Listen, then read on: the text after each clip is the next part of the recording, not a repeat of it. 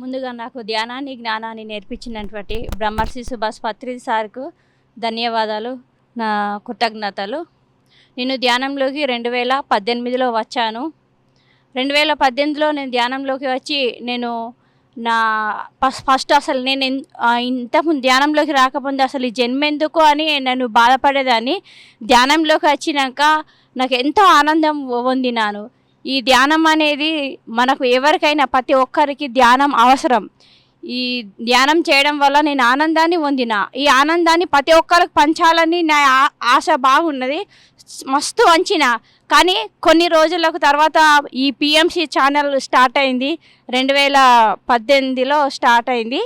ఈ స్టార్ట్ అయిన నుంచి అప్పుడే నాకు తెలిసింది, పిఎంసి గురించి తెలిసింది. పిఎంసి గురించి నేను 2022లో తెలుసుకున్నాను. అంతకుముందు నాకు తెలియదు, ఉంది కానీ నాకు తెలియదు.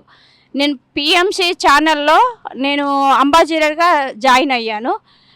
ఆ ఎనర్జీ చాలా అద్భుతంగా నేను ఆ ఎనర్జీని పొందినాను. ఎందుకంటే నేను శాకాహారం గురించి నా లక్ష్యం ఏంటంటే, పత్రిసార్ లక్ష్యం ఏంది, అందరూ పిరమిడ్ జగత్, ధ్యాన జగత్, శాకాహార జగత్ కావాలని.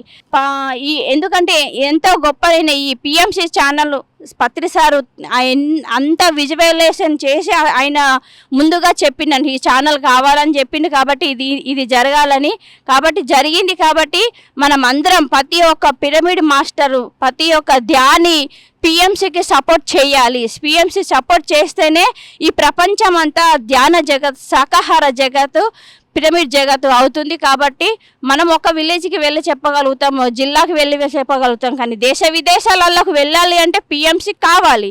పిఎంసి అన్ని లాంగ్వేజ్లలో వస్తుంది.